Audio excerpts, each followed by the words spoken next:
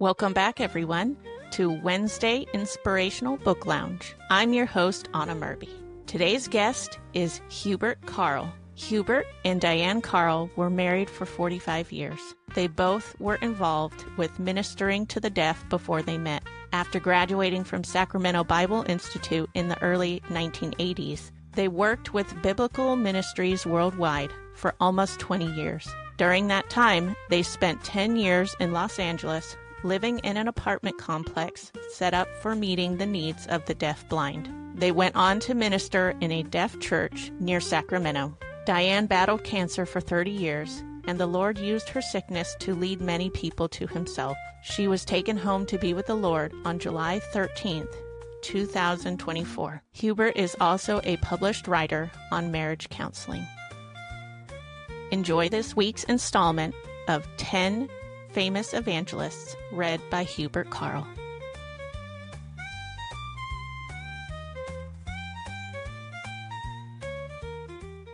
Ten Famous Evangelists by Basil Miller, published by Zondervan Publishing House, 1947, read by Hubert Carl. Chapter 8, Charles H. Spurgeon, Pastor Evangelist. God uses all types of soul winners in his kingdom. Whitfield's preaching was done largely in the open air. Wesley was an organizer who carried his work through chapels, while Cartwright went to the backwoods camp meetings. Selecting Charles Spurgeon for an outstanding soul winner, God took a man whose work was to be done largely in one church. Few ministers have enjoyed such a glorious soul-winning pastorate as Spurgeon. He was a man inspired by God and filled with a holy passion to see people won to Christ. His printed sermons have a larger distribution than any other minister of the ages. More than 100 million copies of his weekly sermons were sold, not to count the millions of books contained to his message. His Treasury of David and exposition of Psalms in several large volumes have sold in the hundreds of thousands. God used Spurgeon to the enlargement of the kingdom. Many of Spurgeon's forebears were ministers. His father, James Spurgeon, and his grandfather, John Spurgeon, were congregational ministers. Charles was born in the village of Kelvington, Essex, England, on July 19, 1834. Someone has noted that this was just 10 days after William Carey, the first outstanding modern missionary to India, died. Charles's ancestors, Hollanders, were influential and religious people. His mother, a gracious and godly woman, became the guiding light of his career, and through her prayers young Charles was protected during his youth. He lived 6 of his 7 years with his grandfather in Stambourne, where the aged man of 54 years had been pastor of the church, dying in his 88th year. He was a man of high character and native ability, and it was a blessed privilege for the lad to be with him during those tender years. Since most of the folk in the grandfather's house were aged, Charles had few, if any, young people with whom to associate. A precocious child, he loved books and asked questions of his elders which revealed his superior intelligence. Returning home when 7, Charles went to school, where he shortly became the leading pupil in his class. At 14, he was sent to the All Saints Agricultural College at Maidstone, entering later at Newmarket Institute run by a Baptist, where he put the finishing touches on his training. As a youth, he was brought up in a godly atmosphere, which was filled by a saintly touch. Yet his sin pulled him away, and he had a battle on hand to keep himself within the bonds of his parents' righteousness. While praying during these early years, as he later said, he felt the splendor of God's majesty and the greatness of his power, the severity of his justice, and all his dreadful grandeur. Finally, God, through a kind providence, led him into the kingdom. As was his custom, young Charles went with his father to a neighboring church, where he preached in the Congregational Church. But one Sunday a severe snowstorm prevented the trip,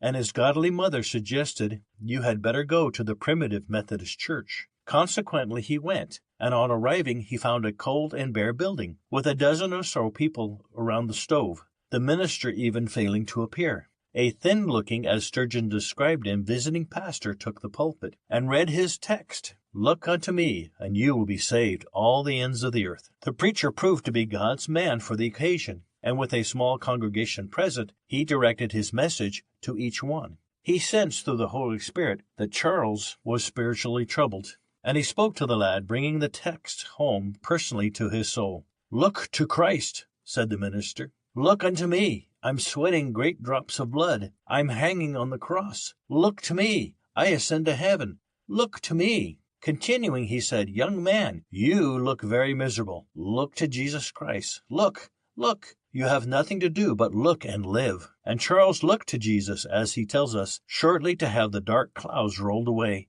And that moment I saw the sun, and I could have risen at that instant and sung with the most enthusiastic of them of the precious blood of Christ, and the simple faith which looks alone to him. That Sunday morning, January 6, 1850, in the little chapel, made spiritual history. I can testify that the joy of that day was utterly indescribable. There was no expression which could have been out of keeping with the joy of my spirit at that hour. Immediately Charles took an interest in church work, teaching a Sunday school class at Newmarket and distributing gospel tracts. He made public confession of his faith and was baptized on his mother's birthday, May 3, 1852. That day was cold and raw, and the event took place in the River Lark, in Isleham, about 8 miles from Newmarket. Baptism loosened my tongue, and from that day it was never quiet. I lost 1,000 fears in the River Lark, and found in keeping with his commandments there is great reward. On July 17th, he went to Cambridge to teach school, where he joined the St. Andrew Street Baptist Church and began working for Christ in earnest. Shortly he united with the Lay Preachers Association and delivered his first sermon from the text, Unto you therefore which believe, he is precious. The sermon was preached in a cottage near Cambridge. Charles had gone to the home with a friend, thinking that it was his friend who was to give them a sermon. But before arriving, Charles was informed that he himself was to speak. The sermon naturally was informal, but it was beginning of a preaching career which lasted 40 years. We entered a low-pitched room of the thatched cottage, said Charles in describing his first message, where a few simple farm laborers and their wives gathered together. We sang and prayed and read the Scriptures. Then came my first sermon. How long or short it was, I cannot now remember. It was not half such a task as I had feared it would be, but I was glad to see my way to a fair conclusion and to the giving out of the last hymn. To my delight, I had not broken down, nor stopped short in the middle, nor been destitute of ideas. 3 years later, when 19, he was invited to preach in the New Park Church in London on December 18th, 1853. There was about 80 people present, all of whom were so impressed with the young man's message and his ability they told their friends to come for the evening sermon. As a result, the people called the young preacher to become their pastor, and thus beginning his remarkable London ministry. Soon the building was packed to overflowing, and larger quarters had to be provided. While the new building was being erected, Charles preached from February to May in 1855 in the huge Exeter Hall, where large crowds came to hear the young preacher, who was then 21. The following year, the Surrey Music Hall was taken over, and 10,000 people packed the auditorium, with an overflow of a similar number of people who were unable to get into the building. A fire broke out on October 16, 1856, when Charles was in the midst of his message, and in the rush to safety, 7 people were killed. During his remarkable ministry, many unusual things occurred. He was called to speak in all England, Scotland, and Ireland's principal cities, and though invitations came from America, he refused to cross the Atlantic. As he traveled from place to place, he often said, I cannot remember visiting a single village or town a second time without meeting someone who praised the Lord that they had heard the word of truth from my lips. On one occasion, he was invited to preach in the Crystal Palace, where he addressed by actual count 22,654 people, which is believed to be the largest audience ever spoken by a preacher during Spurgeon's lifetime in England. In preparing for this message, the preacher went to the palace to try out his voice, and to make certain that he spoke so that the audience would hear him easily. Quoting the text, Behold the Lamb of God, which takes away the sin of the world, he was satisfied that he would be heard distinctly, and before he left the room, one of the workmen who had heard the text became convicted of his sins. He quit his task and went home, where he gave himself wholly to the Lord. By early 1859, it was evident that the church of Park Street was entirely too small to accommodate the congregations which flocked to hear the popular minister. It appeared to be God's will to build a church large enough to hold the crowds. On August 16, 1859, the cornerstone of the Spurgeon Tabernacle was laid, having a seating capacity of 5,000.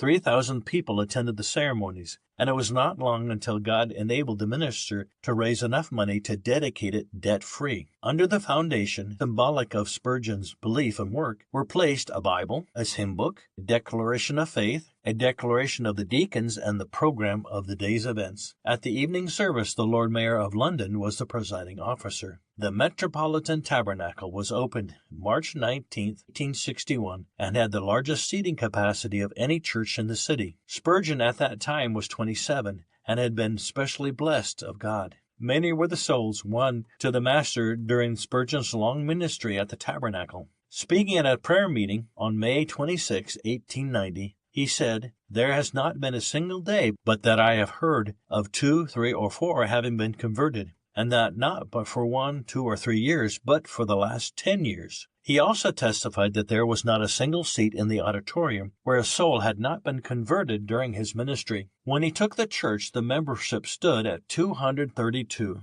At the end of his ministry in 1892, he had added 14,460 others, the members then standing at more than 5,000. It was not unusual for 500 new members to be added during a year. Most of these new members were converts he had won to the Lord during his preaching at the Tabernacle. The success of his work came through prayer, and many were the prayers he recorded, when God literally opened the heavens and sent the answer immediately. Numerous were the interests of this mighty preacher of the Word. He felt the need of training young ministers for the Lord's work. As a result, he opened the Pastors' College in 1856, where hundreds of young preachers received their training for the future activities in God's field of service. This required thousands of dollars yearly to finance it, but always God supplied the funds. It was more than a college, as Spurgeon affirmed in 1870, in reality being also a home and foreign mission society, for it sent out workers to other countries. During the year 1870, Spurgeon said that more than 350 preachers, having been trained in the college, were then active in England's churches, and many of them were filling the leading pulpits of the denomination. In 1866, Spurgeon wrote an article for his magazine, The Sword and the Trowel, in which he mentioned the need of an orphanage. The article was read by the wife of an Anglican preacher who had been left large funds. She wrote Spurgeon offering $100,000 for the orphanage. And on June 19, 1868, the foundation stones for the orphanage buildings were laid. So great was Spurgeon's faith in God for the needed funds. His mind was always busy, not content merely to preach. He wanted his printed messages to circle the globe. One day a layman offered to finance the publication of his sermons, and as a consequence, today the sales of individual sermons, books of sermons, other books he wrote, tracts and songs and poems he composed have mounted far beyond the 100 million mark. His sermons today are among the best-selling books, and yearly new editions, annotations, and condensations of his works are being produced. Spurgeon, during the last years of his life, was a constant sufferer, and when he finished writing his massive Treasury of David, published in 7 large volumes, he said it was a result of his suffering, agony, and sickness. In 1891, he was permitted to spend little time in his beloved pulpit, his brother being the assistant pastor. In his lovely home in Menton, France, where he went for his health, he passed away on January 31st, 1892, and the funeral services were held in the Scotch church. The funeral services at the London Tabernacle were attended by possibly one of the church's largest congregations, where royalty mingled with the commoner, and telegrams from around the world poured in. God had blessed this mighty man to a marvelous degree, enabling him to win thousands to the Master through the printed word no less than the spoken word. David Livingstone carried one of Spurgeon's sermons, entitled Accidents Not Punishments, with him throughout his African trek. In time, the sermon came back to Spurgeon with the notation, "Very good." This delighted the pastor considerably. Today, the lad from the parsonage, used of God in his early 20s to preach to massive crowds, stands as a leader of Christian thought, for his sermons are probably read and studied by more preachers than any other minister of the ages. Thank you for tuning in. Come back next week for another installment of 10 Famous Evangelists, read by Hubert Carl. This is Wednesday Inspirational Book Lounge with Anna Murby.